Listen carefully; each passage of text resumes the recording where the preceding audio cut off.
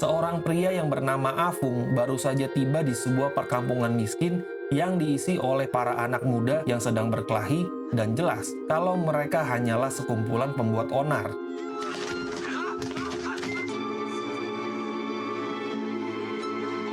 Mereka berkelahi karena baru-baru ini terjadi perampokan beras di desa itu, dan mereka saling menuduh satu sama lain yang menandakan kalau kampung ini benar-benar miskin sekali. Akhirnya orang-orang kampung menyadari kedatangan Afung dan menghentikan perkelahian mereka. Mereka mengira Afung berasal dari kampung lain. Di sini kita belum diberitahu siapa sebenarnya sosok asli Afung.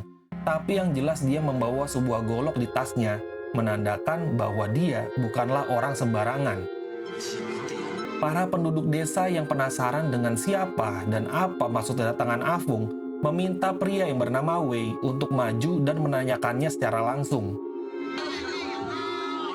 Tapi di sini terlihat kalau Afung tetap tenang, tanpa ada rasa gentar. Jelas kalau preman kampung semacam Wei ini tidak ada apa-apanya buat Afung. Afung bertanya, apakah ini adalah jalan untuk menuju sebuah kuil yang bernama Kuil Tujuh Petapa. Di sini jiwa-jiwa licik Wei muncul, dan karena melihat ada kesempatan, Wei langsung meminta bayaran untuk petunjuk arah ke lokasi kuil itu, dan tanpa debat, Afung langsung membayarnya. Wei menunjukkan arahnya, yaitu terus saja berjalan ke arah pantai, dan tanpa basa-basi, Afung segera pergi dari desa itu. Melihat ada kesempatan untuk mendapatkan lebih banyak uang dengan dukungan dari warga desa yang juga ingin mendapatkan uang dari Afung yang mereka kira orang kaya, maka Wei dengan segera mengikuti Afung dari belakang.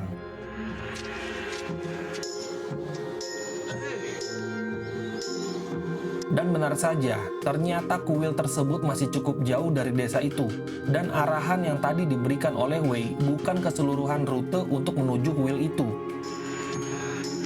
Afung yang terhenti karena tidak melihat ada tanda-tanda keberadaan kuil yang dia cari, segera dihampiri oleh Wei, dan di sini Afung segera sadar kalau Wei cuma mau uang tambahan sebagai imbalan jasa untuk sekalian mengantarkannya ke kuil tujuannya.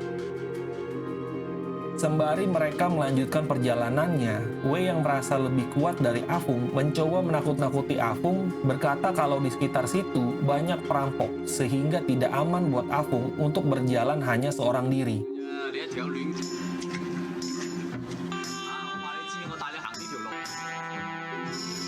Rute yang mereka lalui membawa mereka masuk ke dalam hutan, dan disinilah mereka sekarang berada, di tengah hutan lebat dengan medan yang berbahaya, di mana mereka harus melewati jurang untuk mencapai tujuan mereka.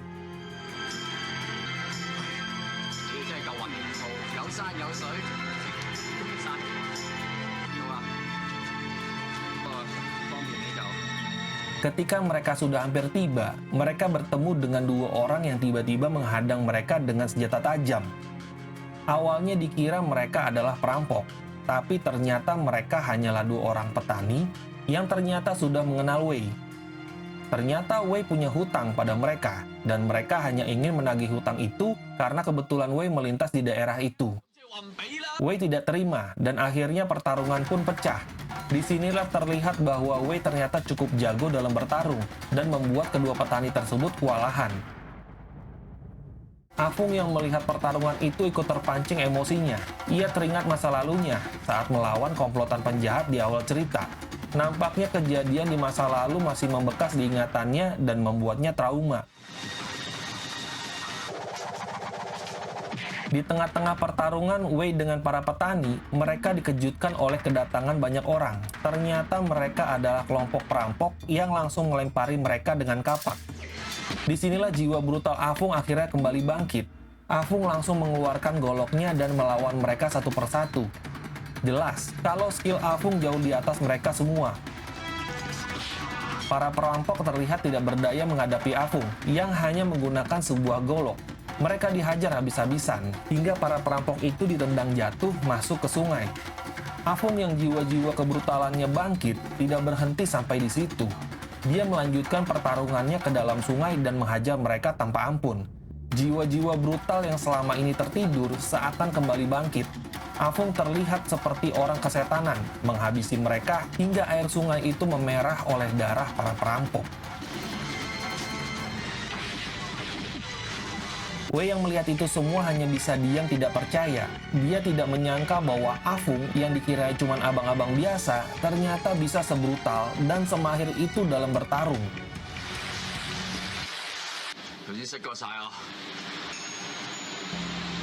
Singkat cerita, mereka kemudian melanjutkan perjalanan, dan ternyata benar, kuil 7 petapa yang selama ini dicari-cari oleh Afung, akhirnya berhasil mereka temukan. Tampak kalau kuil tersebut sudah porak-poranda, tanda bahwa tidak ada lagi orang yang datang untuk mengunjunginya. Faktanya kuil itu hancur akibat perang yang terjadi beberapa tahun lalu saat penjajahan Jepang. Dan setelahnya, orang-orang datang untuk mencuri emas yang dikabarkan tersembunyi di kuil itu.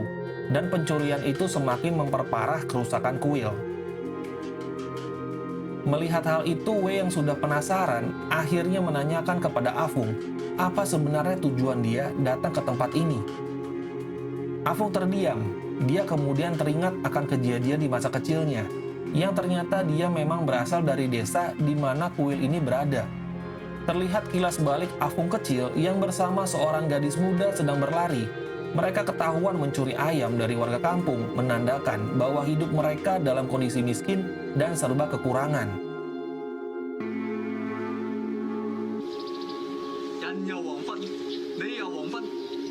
Hari pun berganti menjadi siang. Terlihat Wei yang sedang menunggu di luar kuil dan mulai kepanasan. Dari kejauhan dia melihat sosok pria yang berjalan sambil membawa gentong air. Wei yang hendak meminta air minum berlari dan berteriak memanggil-manggil si pria yang membuat si pria itu jadi ketakutan dan langsung mengeluarkan aritnya untuk mengancam Wei agar menjauh darinya dan segera masuk ke dalam gubuknya. Dan disinilah terlihat kalau orang ini yang dari kejauhan tadi tampak seperti seorang pria, ternyata aslinya adalah seorang wanita. Di sini Afung berkata bahwa sesungguhnya dia lupa siapa dirinya. Ternyata dia menderita amnesia dan yang dia ingat hanyalah sedikit kilasan seperti saat dia mencoba menyelamatkan seorang gadis di sebuah pabrik kosong serta bayangan tentara dan peperangan. Menandakan kalau Afung sebelumnya adalah anggota dari tentara Cina yang ikut berperang melawan negaranya dari penjajahan Jepang. Setelah mendengar cerita Afung, Wei menceritakan bahwa dia juga adalah seorang anak yatim piatu yang untungnya bisa bertahan hidup karena dirawat oleh para penduduk desa, di mana desa tempat Wei tinggal juga merupakan korban dari penjajahan pihak Jepang. Sementara bagi Afung, yang memotivasinya untuk kembali ke kuil ini adalah sebuah ingatan tentang seorang gadis dari masa kecilnya yang menjadi satu-satunya hal yang membuatnya merasa terhubung dengan masa lalunya.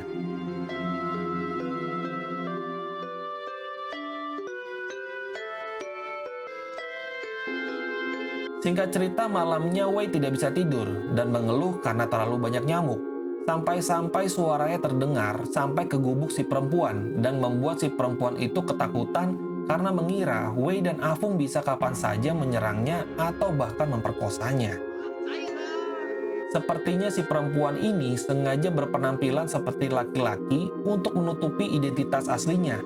Sebab sebagai perempuan yang tinggal sendirian di daerah terpencil tanpa tetangga, dia tentu sangat mudah untuk menjadi target perampokan ataupun pelecehan, karena dia hanya tinggal di sebuah gubuk kecil yang mudah saja diterobos oleh siapapun. Kembali ke Afung yang sedang tertidur, kemudian bermimpi tentang kejadian masa lalu, saat dia bertarung di sebuah pabrik tua. Nampaknya luka tembak yang dia terima dalam pertarungan itu telah membuatnya kehilangan ingatannya. Kini dia sedang berusaha keras untuk mengingat kembali siapa dirinya sebenarnya, di mana tempat tinggalnya, dan apakah masih ada orang yang menunggunya kembali setelah sekian lama dia menghilang.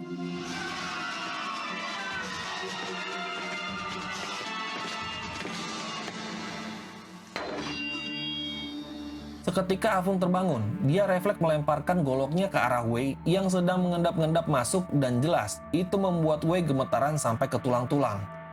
Ternyata Wei hanya ingin masuk untuk menawarkan makanan kepada Afung. Di sini Afung merasa bersalah karena telah membuat Wei ketakutan dan hanya bisa terdiam. Rupanya Afung tadi mengira kalau Wei adalah seorang perampok yang mencoba menyerangnya waktu tidur. Singkat cerita, saat mereka sedang makan, Wei mencoba mendekati Afung dan memintanya untuk mengajarinya ilmu menggunakan golok. Karena jelas, Afung sangat mahir menggunakan goloknya dan mampu mengalahkan banyak musuh dengan mudah.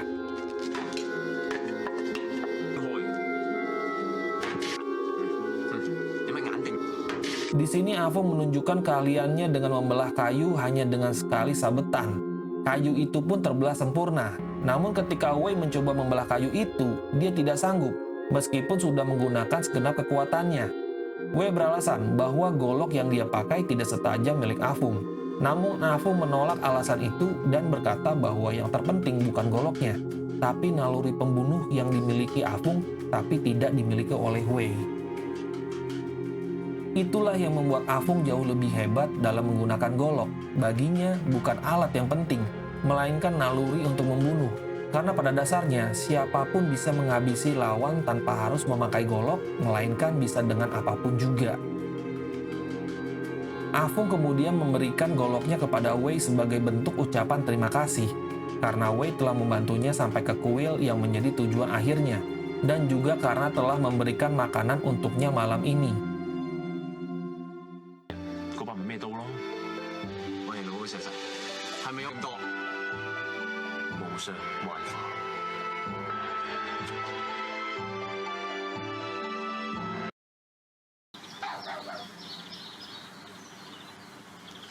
Keesokan harinya terlihat kalau Wei sudah kembali ke desanya, tapi bukannya membawa uang, Wei cuma membawa golok pemberian dari Afung, dan ini membuat kecewa warga desa yang mengharapkan uang yang lebih banyak dan bukan sebuah golok yang tidak berguna dari Afung. Akhirnya beberapa warga desa memaksa untuk pergi mendatangi Afung untuk merampoknya, walau Wei sudah mengingatkan mereka kalau Afung sungguh sangat tangguh, dan mereka tidak akan bisa menyentuh Afung sama sekali.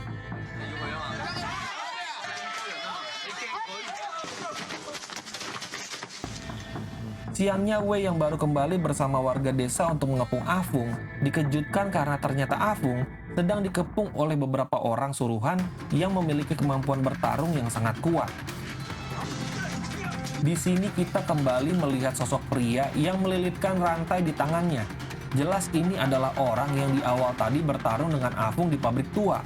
Afung yang memang jago bertarung berhasil mengalahkan anak buah si pria tangan rantai ini, dan seperti biasa, sang bos baru turun tangan belakangan, dan si tangan rantai itu akhirnya maju untuk menghadapi Afung. Tinju dari si tangan rantai ternyata sangat kuat, bahkan mampu menghentikan pukulan-pukulan Afung. Afung yang sudah mencoba berbagai macam cara, akhirnya terkena juga pukulan telak yang membuatnya terluka. Namun disinilah titik baliknya, di mana Afung yang hanya bermodalkan patahan kayu, berhasil membalikan keadaan. Afung melakukan serangan balik dengan pukulan kombinasi yang jelas sangat brutal, hingga membuat lawannya tidak berdaya. Tapi jangan salah dulu, yang dikira si tangan rantai sudah kalah, ternyata dia kembali bangkit dan menyerang Afung. Dengan menggunakan jurus rantai tebang menerkam macan, penjahat itu melempar Afung dengan kekuatan penuh, membuat Afung tidak berdaya. Afung dengan sisa-sisa tenaganya justru bisa membalikan keadaan dan memfataliti si tangan rantai secara brutal. Afung berhasil menghabisi pria itu dengan memanfaatkan balok kayu besar yang menancap telak di dadanya. Jelas kalau itu fatality yang benar-benar brutal. Wei yang menyaksikan semuanya hanya bisa terdiam. Dia segera berlari menolong Afung yang sudah pingsan dan hampir mati.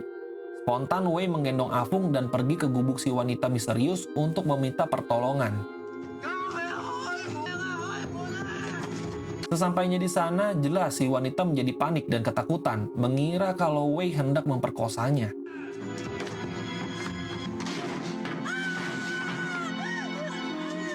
Langsung saja dia mencabut celurit dan menyerang Wei. Untungnya sabetan celurit itu tidak sampai mengenai joninya si Wei. Anehnya si wanita tiba-tiba terdiam saat menyadari siapa pria yang sedang digendong Wei. Yah, ternyata yang sudah kita duga sejak awal. Si wanita yang kita sebut saja Lily ternyata adalah si gadis kecil yang dulu tumbuh bersama Afung dan jelas kalau dialah wanita yang selama ini dicari-cari oleh Afung. Sayangnya karena Afung masih menderita hilang ingatan, dia tidak bisa langsung mengenali Lily.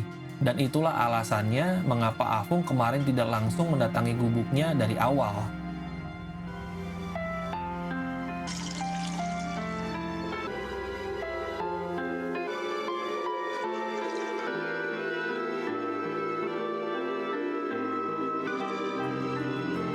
Ini Lily yang sudah dewasa dan tampil seperti kebanyakan perempuan desa polos pada umumnya, merawat Afung yang masih belum sadarkan diri. Berhari-hari Lily tetap di samping Afung, merawat luka-lukanya dengan penuh perhatian. Sampai akhirnya Afung pun sadar.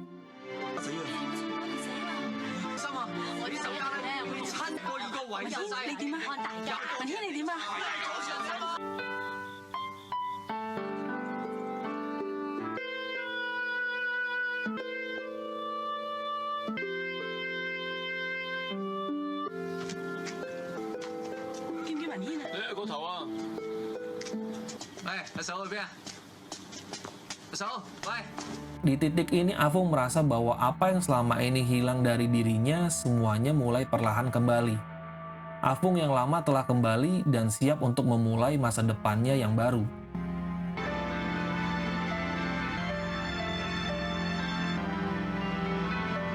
Siang pun berganti malam dan mereka makan bersama merayakan kesembuhan Afung. Sedikit demi sedikit masa lalu Afung semakin terungkap. Lily bercerita tentang masa lalu Afung. Dulu Afung hidup miskin dan demi mengubah masa depan, dia memutuskan untuk bergabung dengan tentara dan melawan penjajahan Jepang. Semua itu dia lakukan demi mendapatkan uang agar bisa menikahi Lily, wanita yang dicintai dan hidup bersama di desa. Namun takdir berkata lain, Afung yang mengalami luka dan kehilangan ingatan malah menghilang tanpa kabar selama 4 tahun. Sementara itu Lily menunggunya seorang diri tanpa kejelasan di desa yang miskin dan situasinya penuh ketidakpastian.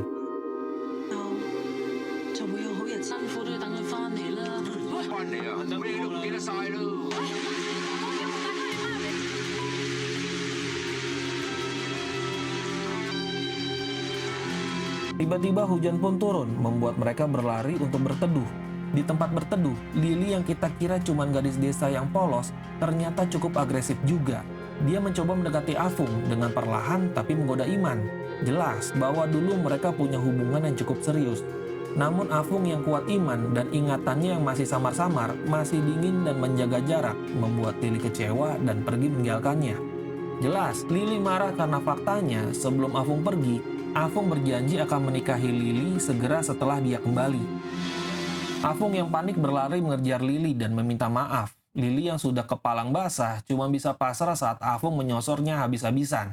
Mereka akhirnya menghabiskan malam itu berdua, tanpa tahu kalau ternyata kawanan penjahat sedang ramai-ramai bergerak ke arah desa mereka.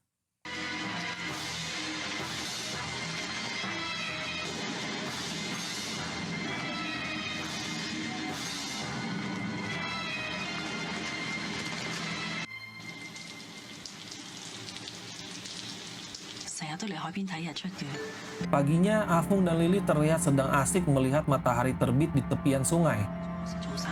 Sedangkan Wei dengan percaya dirinya memamerkan golok baru pemberian Afung di depan teman-temannya, mengharapkan pujian dari mereka. Suasana desa itu terlihat normal dan tenang, sampai tiba-tiba kawanan penjahat akhirnya tiba. Dan ya, ternyata mereka adalah teman dari si tangan rantai yang mencari Afung untuk membalas dendam dan jelas terlihat kalau mereka datang dengan jumlah pasukan yang sangat banyak. Di sini warga desa langsung dikepung, sedangkan Afung yang diharapkan bisa melindungi warga desa, sekarang sedang pergi dengan Lily. Pimpinan dari gangster memaksa mereka untuk membocorkan di mana keberadaan Afung, atau satu kampung ini akan dihabisi. Spontan warga kampung memohon nyawanya agar diampuni. Tapi tiba-tiba salah satu dari gangster dengan menggunakan pistol menembaki mereka satu persatu hingga semuanya tewas.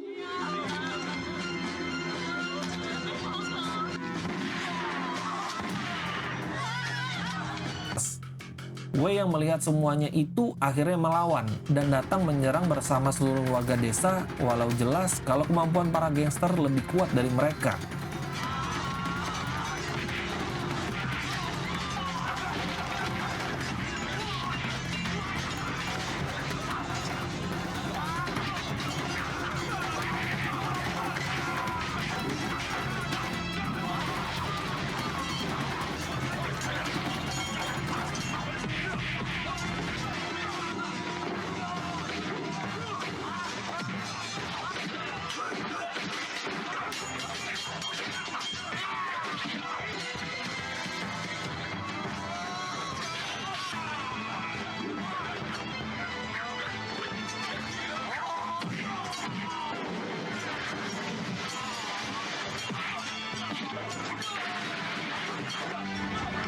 Disinilah akhirnya Afung datang dan langsung mengenali si pemimpin gangster dan menatapnya dengan tajam. Jelas kalau mereka sudah saling kenal dan punya dendam di masa lalu yang nampaknya harus diselesaikan hari ini juga.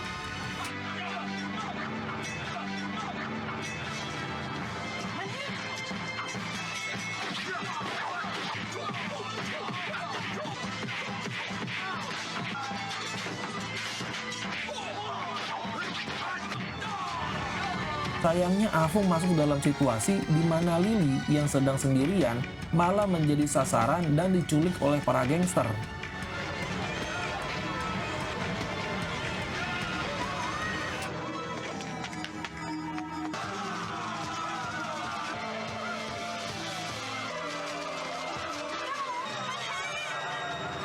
Mereka berlari masuk ke hutan dan Afung mengejarnya dari belakang. Disinilah Afung kembali mengeluarkan tinju kombonya dengan memukul mereka satu persatu. Seperti memukul nyamuk dengan raket listrik, Afung memukul mereka satu persatu menggunakan tongkat di tangannya. Di lain sisi, Wei dengan warga desa pun ikut membantu, tetapi musuh terlalu banyak dan Afung harus menghadapinya satu persatu.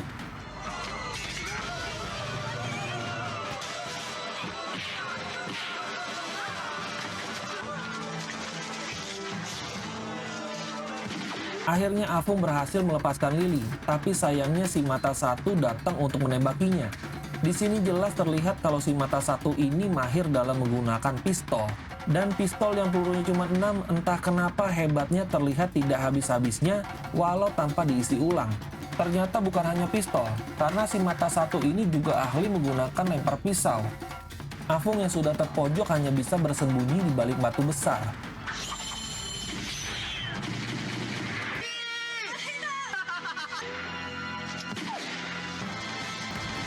Disinilah dia melihat sepotong bambu dan dengan menggunakan bambu, Afung menangkap pisau dan membalikan arah pisau dan meluncurkannya kembali ke si mata satu. Mamam! Wei yang sekarang skillnya ikutan naik karena tersugesti oleh golok Afung yang legendaris melawan si pria berkampak yang cukup brutal. Wei yang sudah kewalahan akhirnya mengeluarkan jurus kuncian kakinya hingga si kapak terjatuh dan langsung disambut oleh sebuah pukulan yang membuat si kapak tidak bisa bangun-bangun lagi. Kembali ke Afung yang kali ini dia harus berhadapan dengan si pria cakar elang yang ibarat pakai kungfu Wing Chun level dewa. Si pria cakar elang menyerang Afung yang cuman bisa nangkis-nangkis. Tapi Afung yang belum menyerang karena masih mempelajari kelemahan lawan malah dicakar di perutnya.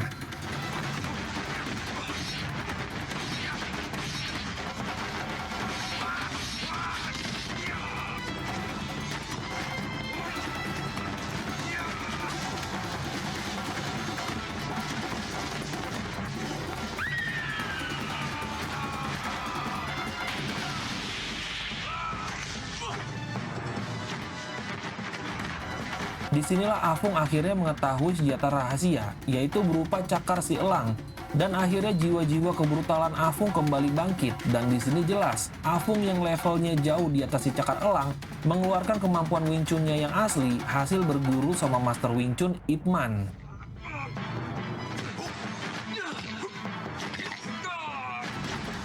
Satu persatu persendian si cakar elang dipelintir, mulai dari jempolnya terus ke sikunya, hingga si pria cakar elang merasa keseleo seluruh tubuhnya. Dan dengan satu tendangan, si pria cakar elang pun terjatuh. Disinilah Afung kembali mengeluarkan combo tinju membabi buta yang mematikan dengan gerakan yang sangat cepat seperti kesetanan.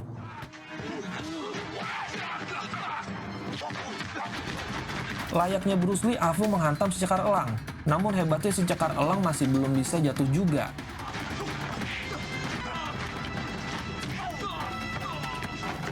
Hingga saat si cakar elang hendak mengeluarkan jurus Kamehameha, Afung dengan sigap menendang si cakar elang hingga dia terpental dan disambut dengan sebuah fatality dari Afung hingga si cakar elang tewas seketika.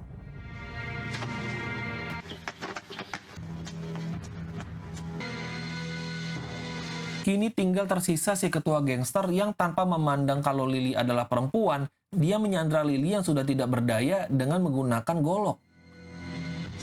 Sinilah kita kembali dikejutkan, karena si ketua gangster memanggil Afung dengan sebutan kakak ketiga, menandakan kalau mereka sebelumnya adalah satu kelompok yang sama, dan Afung adalah senior dari si ketua gangster ini.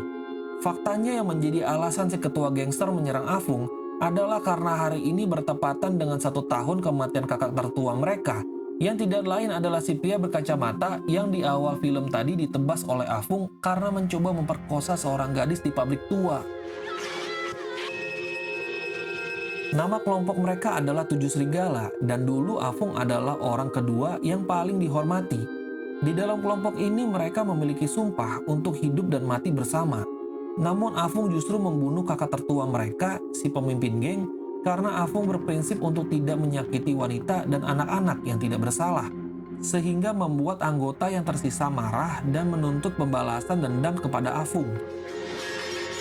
Disinilah terbongkar kebohongan Afung selama ini. Afung berbohong tentang tujuannya untuk menjadi tentara, padahal sebenarnya dia pergi untuk menjadi bagian dari kelompok gangster yang melakukan kejahatan demi uang. Selama menjadi salah satu pemimpin kelompok gangster Tujuh Serigala, Afung sudah banyak membunuh orang. Intinya Afung ini sebenarnya bukanlah orang baik-baik.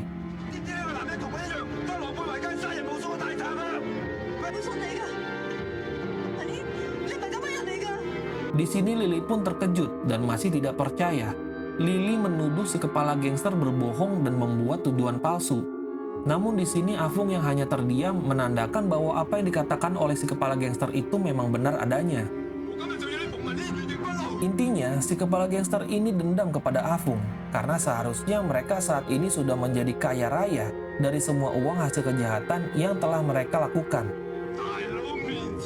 Namun akibat perbuatan Afung yang membunuh si ketua gangster yang terdahulu, bisnis mereka pun hancur, dan itulah yang membuat Afung dianggap sebagai pengkhianat. Sebenarnya si kepala gangster yang terdahulu memperlakukan Afung dengan baik, tapi Afung malah membunuhnya. Di sini Afung terdiam, mengingat kembali masa lalunya yang begitu kelam. Afung tidak menyangka bahwa dirinya pernah menjadi orang yang sekejam itu di masa lalu dan hanya bisa tertunduk menyesalinya. Di sisi lain, Lily tetap mempercayai Afung dan tetap menerimanya dan ingin tetap hidup bersama Afung, meskipun Afung pernah menjalani hidup yang kotor. Si ketua gangster tidak terima dengan perkataan Lily yang masih menerima Afung apa adanya, karena tujuan si ketua gangster adalah untuk membongkar jati diri Afung yang sebenarnya untuk merusak hubungannya dengan Lily dan memastikan Afung tidak bisa hidup bahagia selamanya. Namun Lily yang dikiranya akan membenci Afung setelah mengetahui semua kejahatan Afung di masa lalu, ternyata tetap menerima Afung apapun masa lalunya. Dan jelas, ini membuat si ketua gangster murka.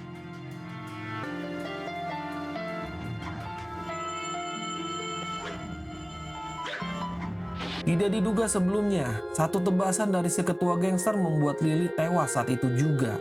Lily yang tidak salah apa-apa harus tewas begitu saja di hadapan Afung, dan Afung yang masih syok oleh kematian Lily yang tragis hanya bisa terdiam meskipun si ketua gangster sedang berlari ke arahnya untuk menghabisinya. Untungnya Afung segera tersadar dan dapat menangkis tebasan golok dari si ketua gangster meskipun tetap saja dia terluka di kepalanya.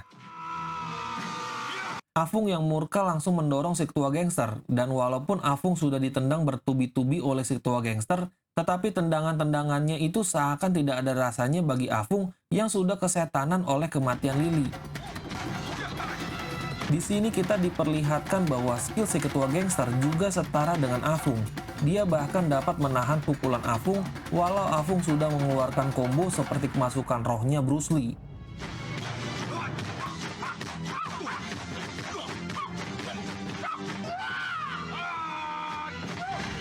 Afung memukul si ketua gangster dengan tinju kombonya, tetapi di sini si ketua gangster diuntungkan karena stamina Afung sudah banyak terkuras, sehingga semua pukulan bisa ditahan oleh si ketua gangster dan terlihat bahwa kemampuan mereka cukup seimbang.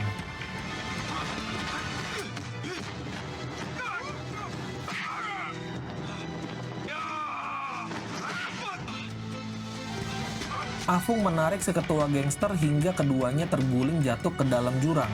Namun di sini celaka buat Afung, yang saat itu justru posisinya malah menjadi tertekan. Namun ternyata Afung yang sudah kepepet mengeluarkan jurus pamungkasnya yang sedikit licik. Dengan meninju si Johnny burungnya si ketua gangster, Afung berhasil membalikan keadaan. Si ketua gangster yang kini seperti mati kutu hanya bisa menerima semua pukulan Afung tanpa bisa melawan. Mereka akhirnya terjatuh ke dalam celah bebatuan di pinggir laut, di mana si ketua gangster yang sudah mengakui kekalahannya meminta Afung untuk segera membunuhnya saja. Si ketua gangster justru mengejek Afung yang sekarang sudah bertobat dan sepertinya tidak mau membunuh si ketua gangster karena sudah tidak mau membunuh orang lagi. Afung yang sudah sangat dendam masih bergumul di pikirannya apakah dia akan membunuh si ketua gangster atau membiarkannya hidup. Disinilah Afung yang sudah penuh dengan amarah mengambil keputusan di mana Afung memang tidak jadi membunuh si bos mafia. Tetapi parahnya justru membuat si ketua gangster harus menderita seumur hidup tanpa bisa melihat lagi dan melakukan kejahatannya lagi seumur hidupnya. Cerita ini berlatar pada akhir 1940-an setelah akhir masa penjajahan Jepang di tanah Cina, di mana Afung yang pergi untuk bergabung dengan tentara Cina justru berakhir menjadi anggota gangster yang pekerjaan utamanya adalah merampok dan membunuh demi uang. Walaupun Afung sudah sangat dihormati di kelompok itu, tapi Afung yang pada dasarnya adalah orang yang baik, akhirnya berontak setelah melihat perbuatan si ketua gangster terdahulu yang melecehkan dan membunuh seorang gadis di gudang tua. Afung yang geram berhasil menghabisi si ketua gangster, tetapi dia tidak berdaya melawan seluruh anggota geng lainnya hingga dia terkena tembakan dan walaupun Afung berhasil kabur, dia mengalami hilang ingatan atau amnesia yang membuatnya kesulitan untuk menemukan Lily yang ternyata masih setia menunggunya selama bertahun-tahun. Faktanya Afung bukanlah orang yang benar-benar baik. Dia sempat jatuh menjadi anggota gangster yang kejam di mana dia harus membayar kejahatan di masa lalunya dengan kehilangan Lily yang harus tewas secara mengenaskan di tangan mantan anak buahnya sendiri.